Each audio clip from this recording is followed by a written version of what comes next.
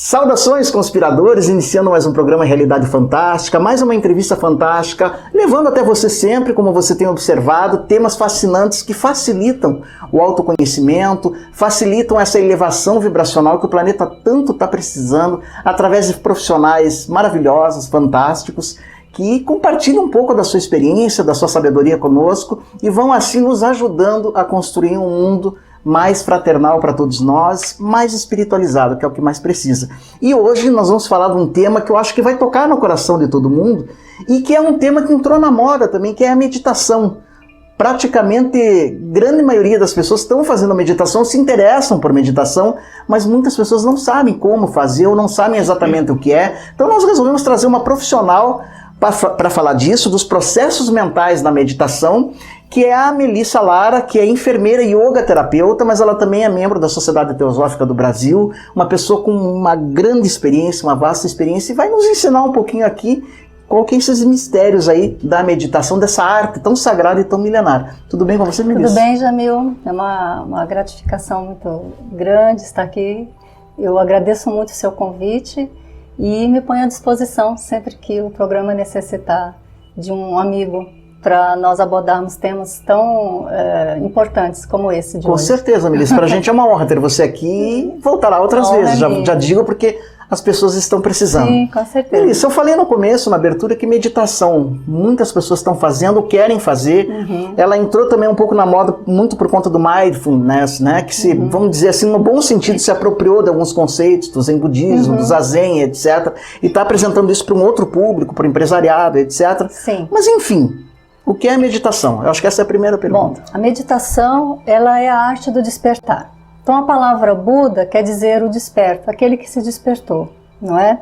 Então o que é esse despertar? É nós aprendermos a abordarmos as nossas dificuldades, aquilo que vai nos bloqueando em termos emocionais, enfim, tudo aquilo que desperta você.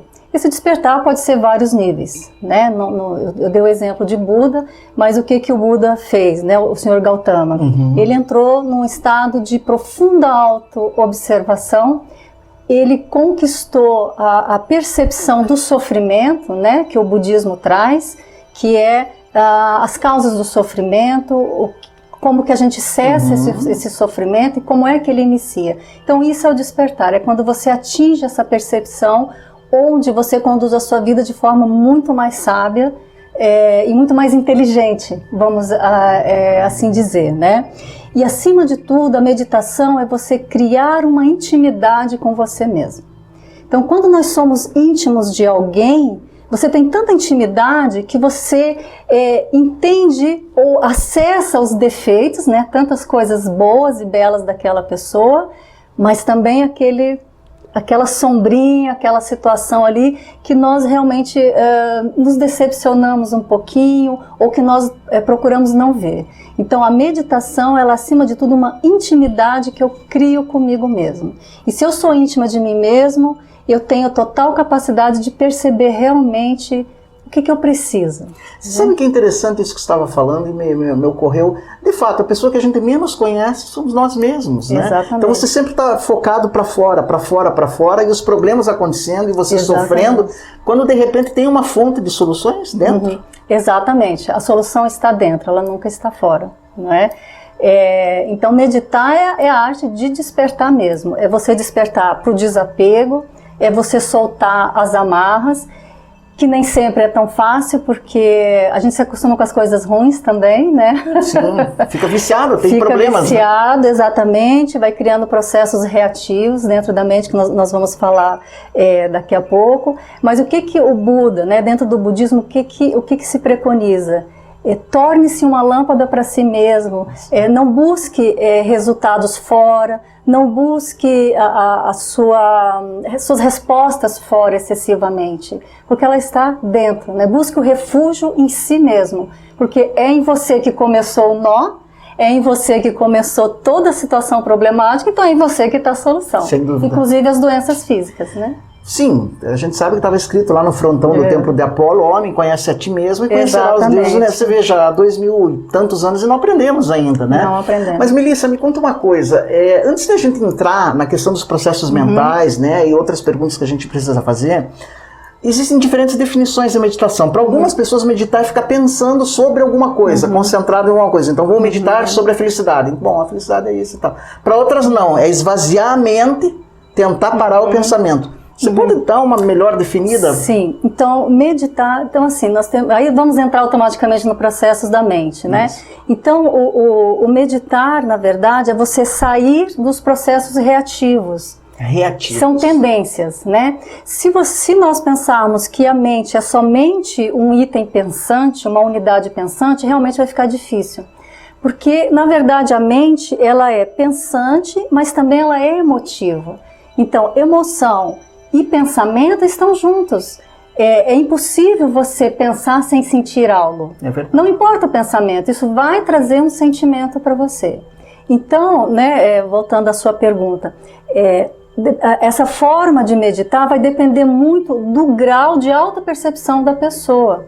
Não existe uma regra, sabe, Jamil? Depende muito. Você falou do mindfulness, né? Eu gosto dessa linha, por quê? Porque é uma coisa ocidental, né? Ela é científica, ela aborda de forma sobre o foco da neurociência, eu acho muito importante. Importante que se faça. E é uma forma que nós ocidentais encontramos de entender mais ou menos. É diferente das filosofias profundas, como o yoga, né, o Raja Yoga, ou, enfim, budismo, né, o budismo Mahayana, mais profundo. Então, para nós ocidentais, é difícil, porque nós não temos essa cultura. O meditar no Ocidente, não sei, pelo que eu tenho conhecimento, foi nos últimos 20 anos. Exato, não é? Né? Houve aquela explosão com os hippies, com os beatniks, né?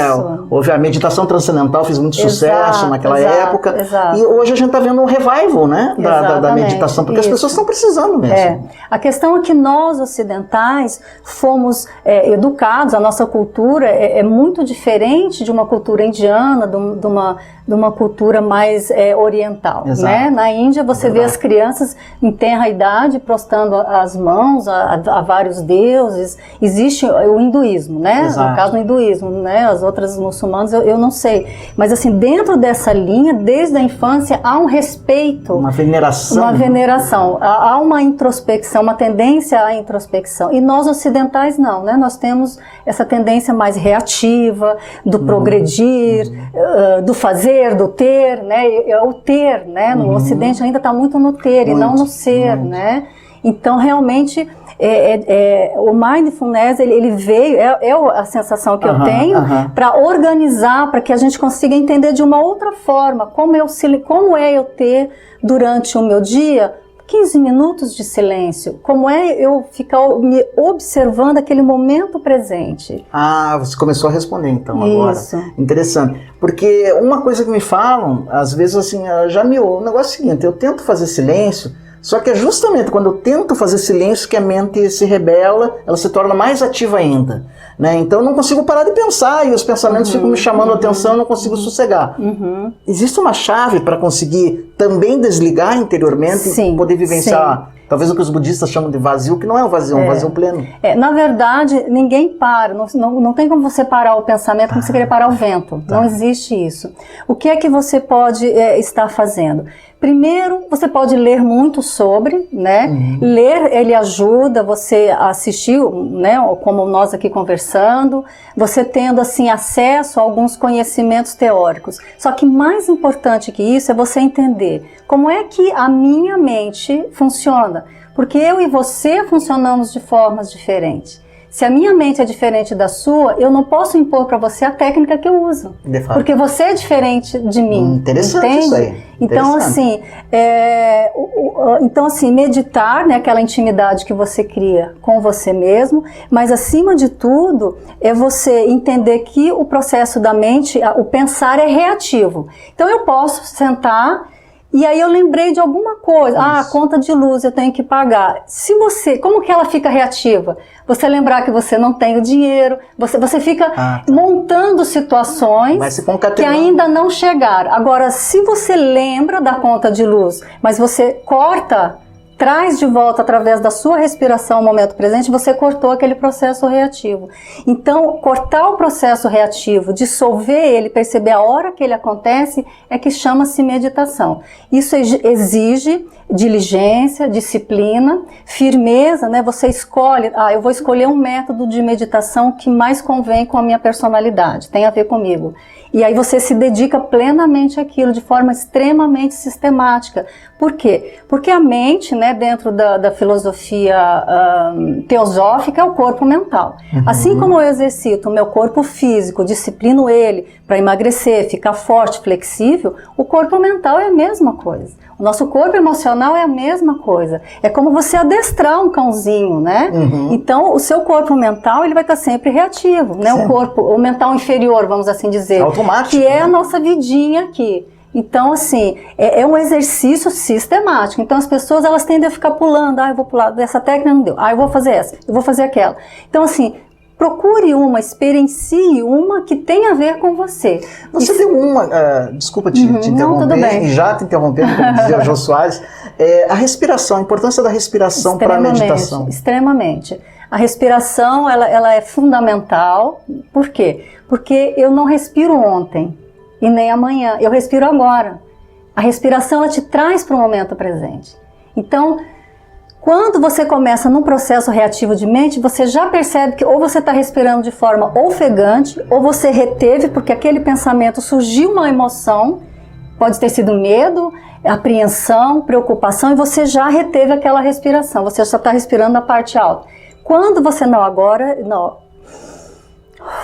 aí você respira no momento presente, você volta, né? Você é um vigilante atento da sua respiração, se coloca em frente às suas narinas. Então a respiração é a melhor técnica, simples e muito mais fácil de você voltar para o momento presente, porque você não respira amanhã, né? E nem ontem, é agora que você está respirando. Então é a forma, é o elo, é a ponte assim, fundamental para você vir para o momento presente, é a respiração. E quais que seriam as principais tendências reativas da mente? Tem como... Tem. Então, assim, são várias, né? Mas se nós partimos do princípio que pensar gera emoção, né? Então a mente, ela não pode ser considerada uma unidade só pensante, ela sente também, né? Ela traz emoção com ela. Então, uma das coisas que acontece nos centros reativos que se tornam hábitos é, por exemplo, assim, a lógica, por exemplo, né? Se você usa a lógica, que é a razão, para você ter razão, você está entre sempre duas polaridades. Ou eu estou aqui ou eu estou ali. Então a mente ou está aqui ou está lá, está sempre nas polaridades. Exato. Isso é uma forma reativa. Polarização de pensamentos e de sentimentos. A outra é quando você tem uma inferência de autoridade, isso não é um termo meu, é do Patanjali, né? Do grande mestre do yoga. Isso, do yoga. O que é uma inferência de autoridade? Quando eu vivencio uma experiência na minha vida, e aquilo para mim é autoridade, é a verdade, é aquilo que eu experienciei. Então isso interfere também trazendo reações, né, tendências reativas na mente. A outra é a irracionalidade, é você ver as coisas de forma totalmente distorcida. Então, assim, uma mente distorcida, se eu tenho uma mente distorcida, eu percebo o outro de forma distorcida. A minha relação com o outro é distorcida. A minha visão da vida é distorcida. Então, é o reto pensar, né, que o budismo traz isso. Né? E a outra reação é a fantasia, né? Fantasia é coisas coisas que não têm fundamentação nenhuma, né? Você começa... vai longe, né? Vai fantasiando. A outra situação que eu, na minha prática pessoal, o desafio maior para mim é a memória, né?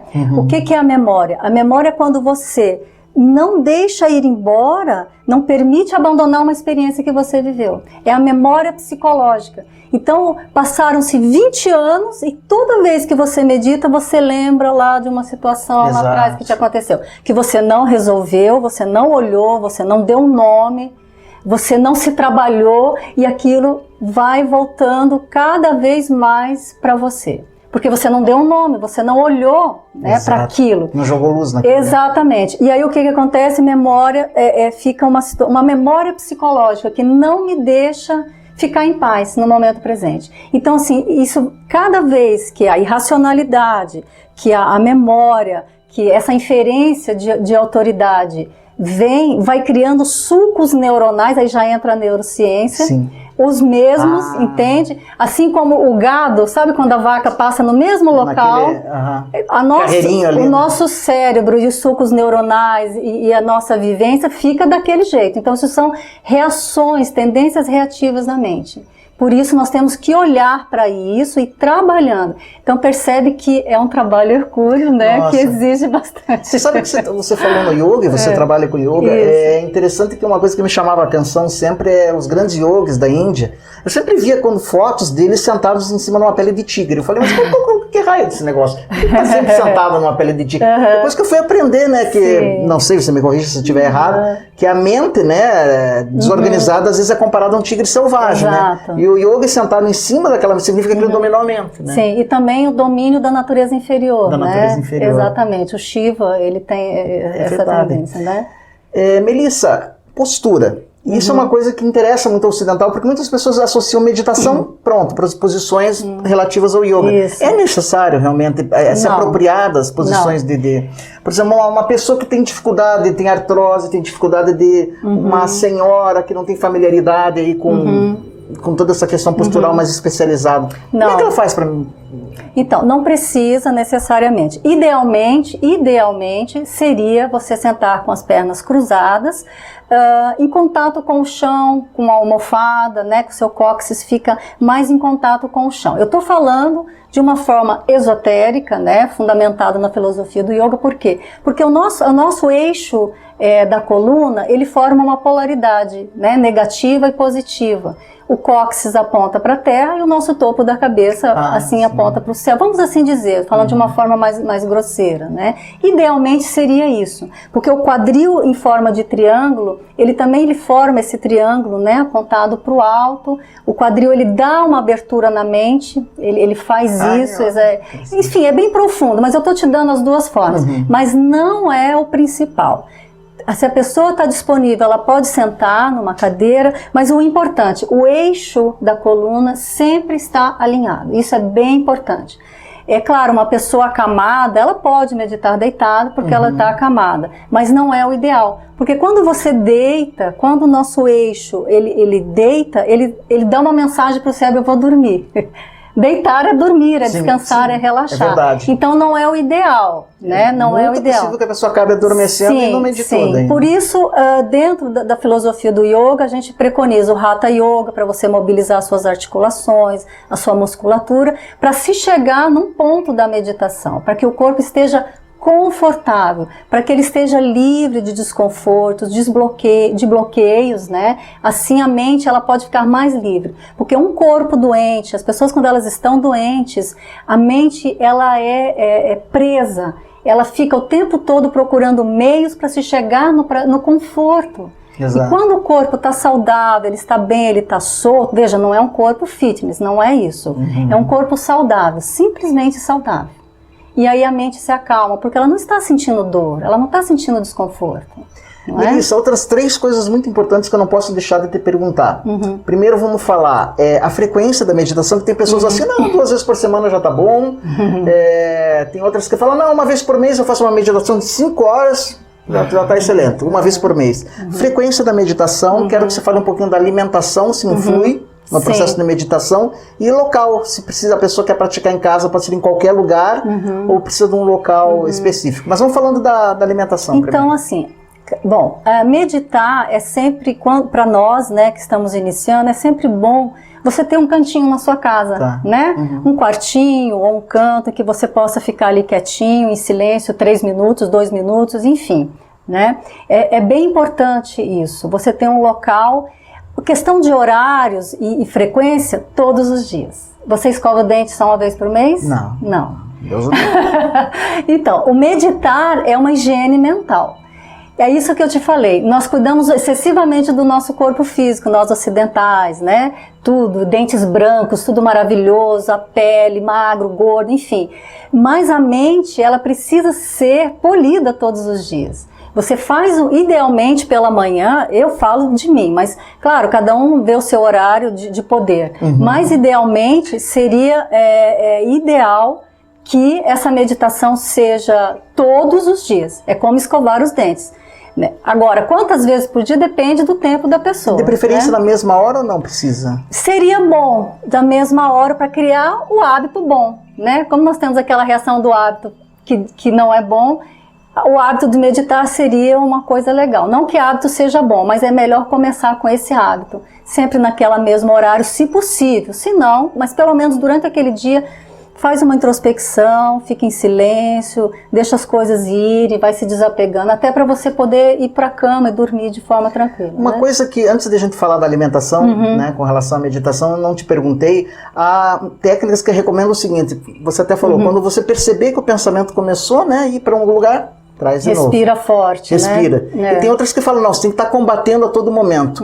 E tem outras que falam, não, deixa, apenas contempla. Não interfere. Exatamente. O que você pode falar sobre isso? Então, a respiração é uma forma de você perceber, opa, eu já não estou mais aqui. Aí você traz novamente.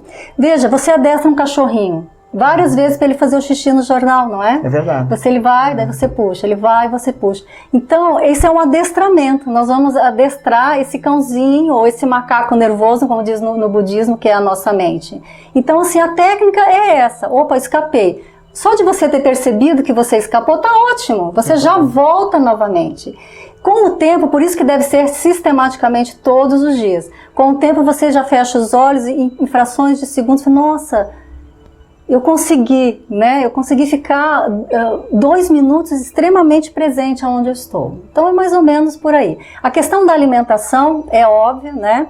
Se você se alimenta, lembrando que tudo que nós nos alimentamos, a porção sutil daquele alimento, a mente pega para ela. Então, a energia sutil do alimento, ele vai para a mente. Então, você imagina a espécie de alimento que você ingerir, o que é que vai acontecer na tua mente. Então, se você vai para uma churrascaria à noite ou sei lá, se alimenta de forma muito abundante à noite, no dia seguinte a tua mente está embotada, porque ela ainda está gerando uma grande energia para poder digerir toda aquela parte sutil do que você comeu. Se você se alimenta de alimentos grosseiros, né, mais cárneos, né, carnívoros, você imagina toda aquela energia densa, né, aquela parte que é sutil, mas que ela está densa, é mantida, o teu cérebro está captando, a tua mente está ali captando aquilo. Então isso vai impedir imensamente. Então assim, rapidamente, né, dentro da meditação Vipassana, nos 10 dias de silêncio, que eu já tive essa experiência, a partir das 4:30 da tarde não se come mais nada no ashram. Você come uma fruta e deu. Acabou. Só no dia seguinte que você vai se alimentar, porque você precisa do seu estômago, uma boa parte dele vazio, para no dia seguinte às 4:30 o sino tocar e você está disposto fisicamente e mentalmente para começar todo aquele processo de 12 horas de meditação. Então, de preferência, de barriga meio vazia, meditar. Meditar, né? Pela manhã é ideal em jejum, porque assim a sua mente, porque naturalmente, quando nós comemos, todo o sistema fisiológico ele vai estar ali no processo da sua digestão. E aí a mente fica embotada, vem o sono, ou vem, né, uma sensação, aquilo que você comeu. Então em jejum seria ideal. E não é tanto jejum, sei lá, quem está mais habituado pode ficar 1 hora meditando em jejum, é tranquilo. E aí a sua mente fica mais liberta. Não se distrai com o sistema fisiológico, né? Outra coisa importante, eu não sei se eu te perguntei, o tempo da meditação, o que determina o tempo da meditação? Quando eu sei que terminou o período de meditação, eu posso começar a meditação de 1 minuto, estendo até 1 hora, ou não tenho um tempo? Veja, lembra que eu falei do corpo físico, né? Sim. Quanto tempo você aguenta numa esteira, numa academia? É gradativo, você começa com 10 minutos, você começa com 15, daqui a pouco você está ali, né? Você passa 1 hora correndo na esteira e você não percebe. O meditar é igual, você está exercitando o seu corpo mental. Você pode começar com 15 minutos, você pode depois ir avançando, daqui a pouco passou, nossa, eu não vi que passou 1 hora. Percebe? Então é um exercício, por isso ele deve ser sistemático. E assim você vai alçando voos na sua meditação, seu padrão de vida vai melhorando grandemente, você se soluciona com mais facilidade. É isso que já é a minha próxima pergunta. Né? Quais que são os benefícios concretos? Que hoje a ciência conseguiu aferir cientificamente que há um impacto fisiológico, sim. Além do impacto emocional, há um impacto fisiológico. Exatamente. Benéfico Sim, sim. O que... Bom, eu vou fazer minhas as palavras do querido professor Hermógenes, que já não está entre nós. Grande, saudoso professor Hermógenes. Uma vez um rapaz perguntou para ele: professor, o que o senhor ganhou com o yoga, meditação, com essas coisas todas? Ele falou assim: olha, meu filho, eu não ganhei nada. Eu só perdi. Eu perdi o meu orgulho, eu perdi totalmente a minha preguiça, eu perdi as minhas doenças, eu perdi a minha raiva, tudo isso eu perdi. Então, assim, o que se ganha, né? Quais são os benefícios? São todos os benefícios. Partindo do princípio que as doenças, nós formalizamos elas a partir da nossa mente, do nosso pensar, das nossas formas reativas. Então, a meditação é tudo ao contrário. Você vai resgatando, fazendo um processo de volta para casa, vamos assim dizer. Volta para casa. Melissa, a gente está se aproximando do final. Eu não posso deixar de te perguntar. Claro que você ganhando isso, você ganhando já um pouquinho de paz, já é uma coisa tão preciosa, né? Nossa, que é incrível. Mas tem algumas pessoas que se interessam também. Há a possibilidade de eu vivenciar alguma coisa a mais? Por exemplo, você deve ter lido aquele livro A Índia Secreta, do Paul Brunton, né? Quando ele teve uma experiência de meditação lá com o Sri Ramana Maharishi, que ele teve quase que uma experiência de samadhi, né? Que vocês chamam no yoga, né? Sim. Existe um ponto na meditação em que eu talvez consiga experienciar algo mais... Sim, aquilo que eu te falei, né, Jamil? Depende da sua dedicação. Nós estamos num programa que a gente fala de reencarnação, pode falar, né? Meu Deus, aqui é para isso. Então, você está no lugar certo. Você sabe, né, Jamil, que nós trazemos de vidas passadas, sim, exercícios que nada se perde, né? Tudo que você se desenvolve enquanto ser humano, dentro do seu corpo etérico, do seu corpo superfísico, você traz para as suas vidas. Então tem pessoas, crianças, que já entram em samadhi com 4, 5 anos, entende? Enfim, da onde que vem essa explicação? Mas enfim, né, respondendo ao que você está falando, realmente pode sim. Como? Dependendo da sua dedicação, do seu nível de concentração e da sua busca, né? Uma pessoa que realmente busca isso, esse atingir a outra margem, esse termo eu gosto muito, como que eu chego na outra margem, que margem que é essa? Quando eu me dedico a isso, você não tem outra saída a não ser acessar níveis muito mais superiores da existência. Isso não tem dúvida. É fatal que isso vai acontecer. Né? Para encerrar mesmo, Melissa, quem que pode meditar? Existe uma faixa etária, existe um tipo certo de pessoa, quem que pode meditar? E a gente aprende a meditar, precisa de alguém, um instrutor, né? É recomendável? Sim, é assim, todos podem meditar. Quais são as interferências? Pessoas que fazem uso de psicotrópicos podem interferir, não que não possa, mas talvez ela não consiga fazer isso pelas devidas sintomas que aquela medicação traz. Isso pode acontecer bastante. Pessoas com distúrbios psicológicos sérios, talvez essas pessoas com mais desequilíbrios precisam trabalhar mais o corpo. Aí eu recomendaria o Hatha Yoga, o Tai Chi. Elas precisam se apoderar primeiro mais do corpo delas, sabe? Do que estar indo para um plano tão sutil como a mente. Mas todos podem. E as pessoas que estão de alguma forma doentes, enfim, eu aconselho que busque um instrutor sim, alguém que a pessoa sinta empatia e que ela perceba que é um bom profissional e que ele tenha passado por esse caminho para poder estar ajudando quem está querendo. Mas todos podem, basta querer, né? Para as pessoas que são de Curitiba e estão querendo em busca de um instrutor, essa pessoa pode ser você? Pode, com certeza. Posso colocar teus dados aí, então? Sim, com certeza. Então, olha aí, ó, você que está, de repente, precisando, né, meditar, porque eu acho que meditar é preciso, né? Parodiando aí o poeta, procura a Melissa, né, uma profissional sensacional, só o presente que ela nos trouxe aqui, né, e transmitiu também uma paz, sabe? Obrigado por isso também, Melissa. Tenho certeza que eles ali receberam. Procura a Melissa, né, aprender a meditar, para que você, a partir de um determinado momento, quem sabe não precise mais meditar. Né? Acho que essa já está no estado meditativo, né, Melissa? Obrigado, gratidão por ter vindo aqui, viu, Jamil? Gratidão mesmo. E voltará outras vezes. Com certeza, estarei aqui. Basta você sugerir, mandar, que nós estaremos aí. O convite já está aqui. Vocês todos que nos acompanharam, mais uma entrevista fantástica. A Realidade Fantástica é isso mesmo, sempre trazendo ferramentas para nós nos construirmos, né? Construirmos essa paz tão desejada, né? Conhecemos pessoas que trocariam, às vezes, toda a sua gorda conta bancária por momentos de paz. E esse programa foi um pouco para isso, para responder isso, para ensinar como é que a gente atinge um pouquinho dessa paz, né? A todos vocês que nos acompanharam, um grande abraço fantástico. Não se esqueçam de se inscrever no nosso programa, né?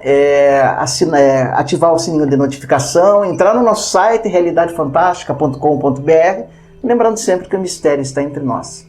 Até o nosso próximo encontro.